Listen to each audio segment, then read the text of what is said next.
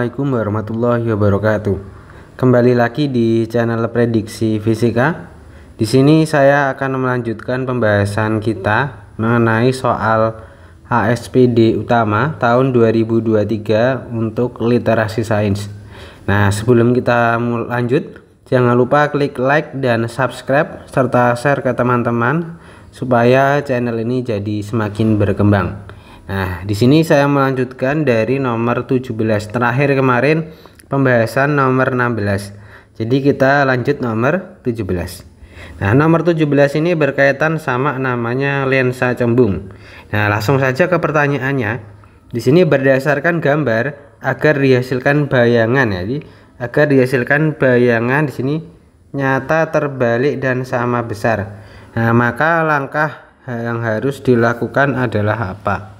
Nah, di sini yang kita ketahui yang pertama di sini ada 8 cm. 8 cm ini adalah jarak benda ke lensa atau ini bisa saya namai SO. SO-nya 8 cm, terus jarak bayangannya itu 24. Ini namanya SI. Nah, dari sini yang kita cari terlebih dahulu apa? Yang kita cari terlebih dahulu adalah fokusnya. Nah, kita cari dengan persamaan 1/F sama dengan 1/SO ditambah 1/SI.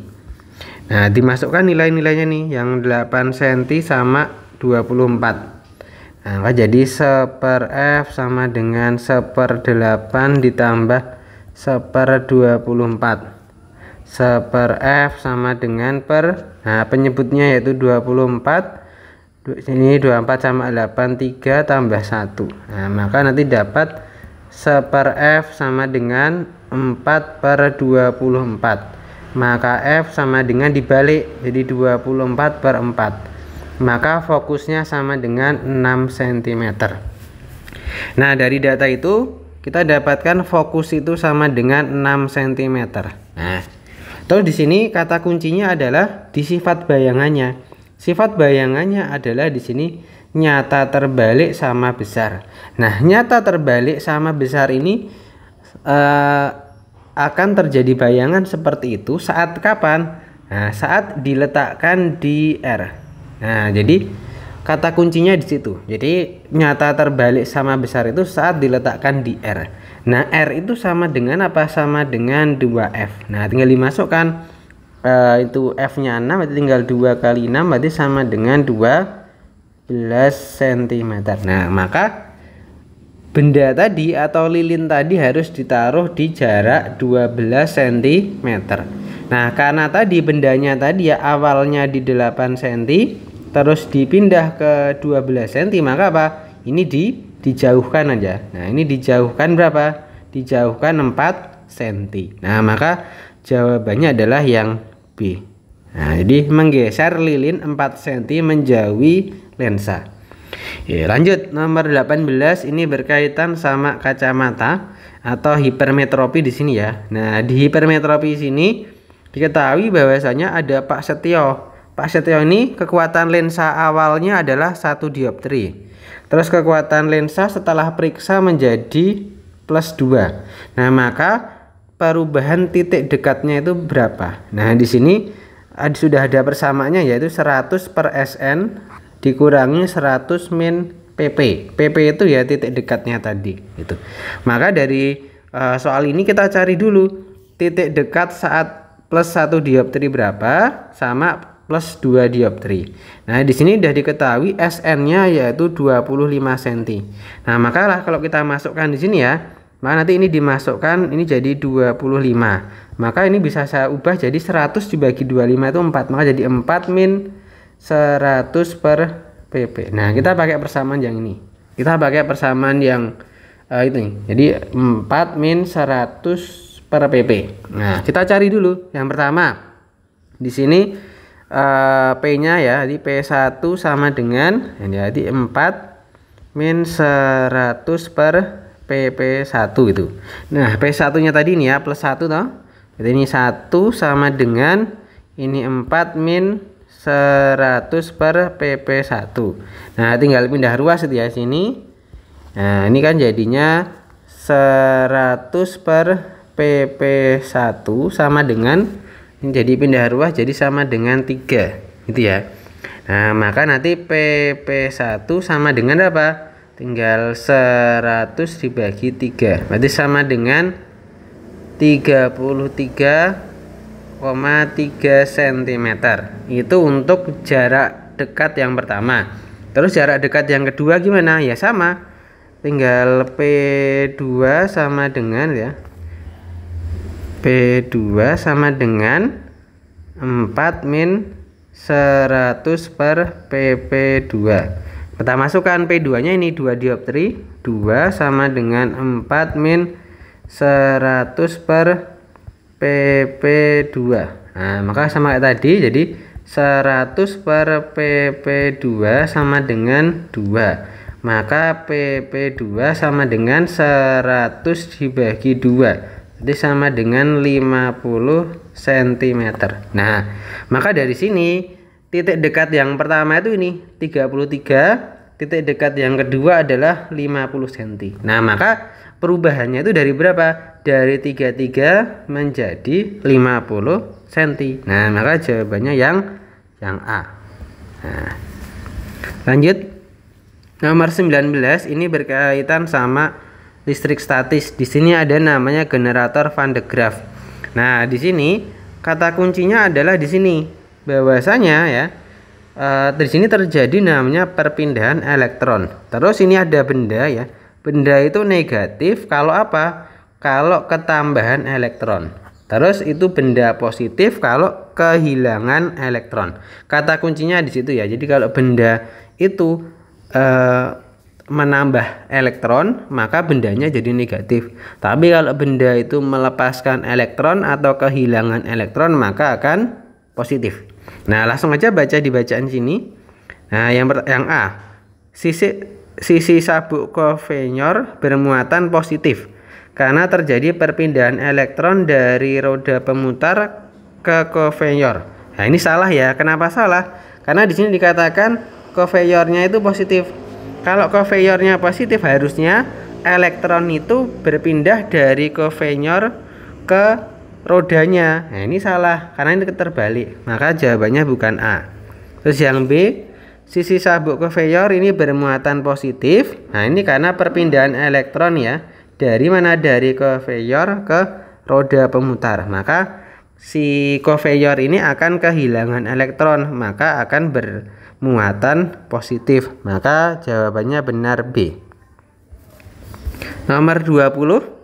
Nah, nomor 20 di sini terkait sama rangkaian listrik ya. Nah, rangkaian listrik di sini ada namanya di sini listrik ya, arus I. Ini kan ada kata kunci, ini ada arus I, ini sebesar 0,3 ampere. Berarti di sini itu nilainya adalah 0,3 ampere. Nah, sedangkan di titik AB sini ya, titik AB sini itu sini dikatakan nanti dipasang lampu dengan spesifikasi arusnya yaitu 0,2. Berarti ini nilai I1-nya ini adalah 0,2 ampere. Nah, dari situ maka hambatan lampu yang sesuai adalah apa? Nah, kita pahami dulu ya. Di sini yang titik sini ya, titik sini sama titik sini ya. Jadi resistor lampu yang atas sama resistor ini apa? Ini dalam kondisi paralel. Nah, kalau paralel itu ya.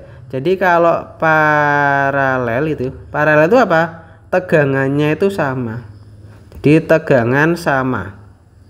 Tetapi apa? Arusnya terbagi. Nah, arus terbagi. Jadi di sini tadi arusnya 0,3 ampere, ke atas 0,2, maka ke bawah 0,1. Karena nanti kalau dijumlahkan jadi 0,3 itu ya. Nah. Terus di sini karena kita tahu bahwasanya tegangannya sama, langsung kita tuliskan aja di sini bahwasanya tegangan ya V1 sama dengan V2. Itu tegangan pada I1 ini sama dengan tegangan pada V2. Nah, kita jabarkan V itu apa? Nah, V itu adalah I kali R. V sama dengan I kali R gitu kan ya. Kan bersamanya ini. Nah, kita masukkan di sini. Berarti jadi ini I1 kali R1 sama dengan I2 kali R2. Nah, kita masukkan nilainya. I1 nya di sini berarti yang atas ini ya, yang 0,2. Di 0,2 kali R1 sama dengan I2 nya berarti ini yang 0,1 dikalikan 24 gitu ya. Maka di sini kita dapatkan ini ya, ini dibagi coret, ini 1 ini 2 gitu kan ya, berarti ya. Maka nanti jadi 2R1 sama dengan 24. Maka nanti R1 sama dengan 24 per 2. Maka R1 sama dengan 12 ohm. Nah, maka jawabannya yang D. Lanjut nomor 21. 21 di sini ada berbagai macam lampu. Ada lampu pijar, lampu CFL sama lampu LED. Nah, di sini lampu tersebut dinyalakan selama 8 jam. Nah, maka Rian ini memilih menggunakan lampu LED. Nah, alasannya karena lebih hemat. Nah, lebih hematnya itu seberapa besarnya? Berarti kita hitung dulu nilainya. Nah, yang pertama yang lampu pijar saya beri nama W1. Nah, W1 nya berarti tinggal ini bahwasanya energi itu W ya. W itu sama dengan P dikali T. P itu dayanya itu 104, T nya itu waktunya 8 jam. Maka tinggal 104 ya, 104 dikalikan 8. Maka sama dengan 832. Terus W2 nya yaitu ini CFL 24. 24 dikalikan 8. 24 kali 8 itu ketemu 192. Terus yang terakhir yang LED nya itu 13 ini ya. Tinggal 13 kali 8 sama dengan 104. Nah, dari sini datanya kan udah ada datanya ini, maka tinggal kita cari selisihnya aja. Misal yang pertama selisih W1 kurangi W3 atau selisih antara lampu pijar dengan lampu LED. Nah, ini berarti berapa? Tinggal dikurangkan aja. 832 ya, dari 832 dikurangi 104 itu ya. Maka sama dengan 728. Terus kalau yang lampu CFL dengan LED berarti tinggal W2 ya. Berarti tinggal W2 dikurangi W3 sama dengan berarti apa? 104 dikurangi kebalik, sorry, 192 ya. Nah, 192 dikurangi 104 maka sama dengan 88 Wh. Nah, tinggal kita cocokkan di soal. Maka selisih lampu yang ada di sini adalah yang jawabannya 88. Karena ini 88 ini selisih antara lampu LED dengan lampu CFL. Maka jawabannya udah benar yang A. Lanjut. Nah, nomor 22 ini berkaitan sama magnet ya.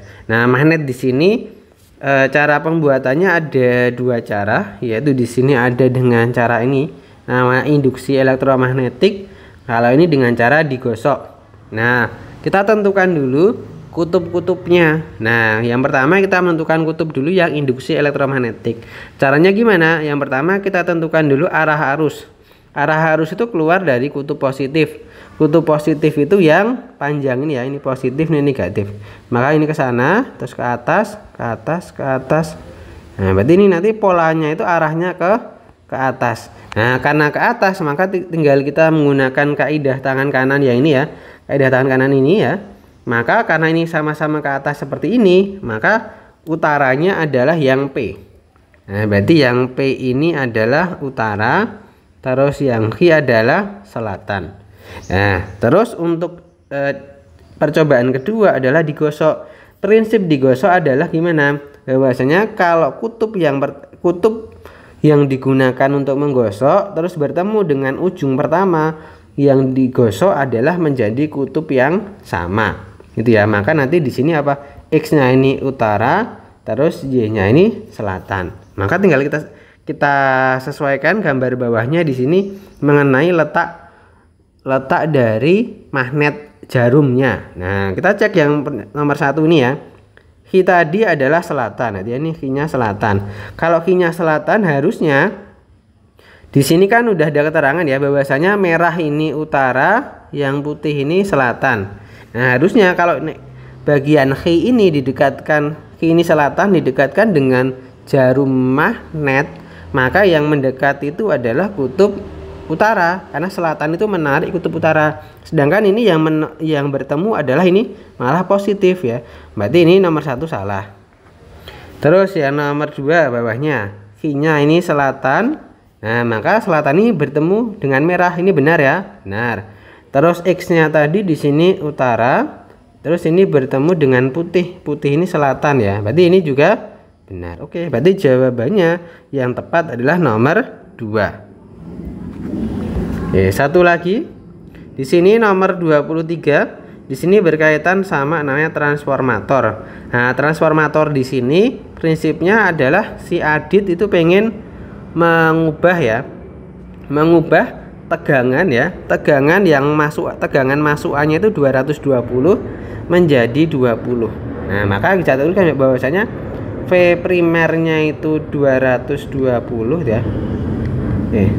220, terus V sekundernya itu adalah 20 volt. Nah, maka dari sini ini dikatakan apa? Ini namanya step down itu ya. Ini kan turun ya, ini step down. Nah, ini kan step down itu ya.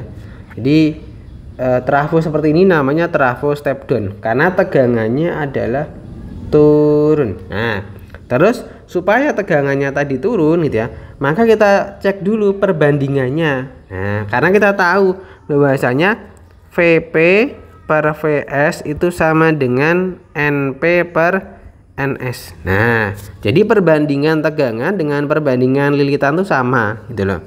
Maka kalau kita masukkan Vp-nya tadi 220 per 20, nah sama dengan Np per Ns. Nah, maka dari sini didapatkan, kita sederhanakan jadi ya, kita sederhanakan ini jadi 11 per 1. Maka kita harus mencari ya, kita harus mencari yang nilai lilitannya tadi ya, kita harus mencari Np per Ns itu yang nilainya adalah 11 per 1. Nah, atau kalau di sini dikatakan yang primer ini harus lebih besar daripada sekunder. Berarti Np-nya ini harus lebih besar daripada N sekunder. Nah, kita cek di sini. Nah, bagian yang sini ya, yang KLM ini adalah ini bagian yang primer. Sedangkan yang MNKL ini adalah bagian yang sekunder ya. Ini bagian yang sekunder.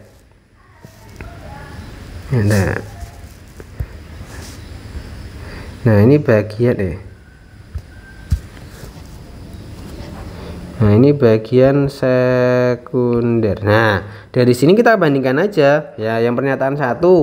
Di situ K-nya berapa? K-nya 150 ya. Kan tulisnya 150 sama M-nya adalah ini ya 1650. Ini jelas salah. Kenapa salah? Karena ini kan yang primer toh ini. Nah, ini yang primer ini malah lebih kecil, sedangkan yang kita butuhkan adalah primernya yang lebih besar. Berarti nomor 1 ini salah. Ya, tadi salah.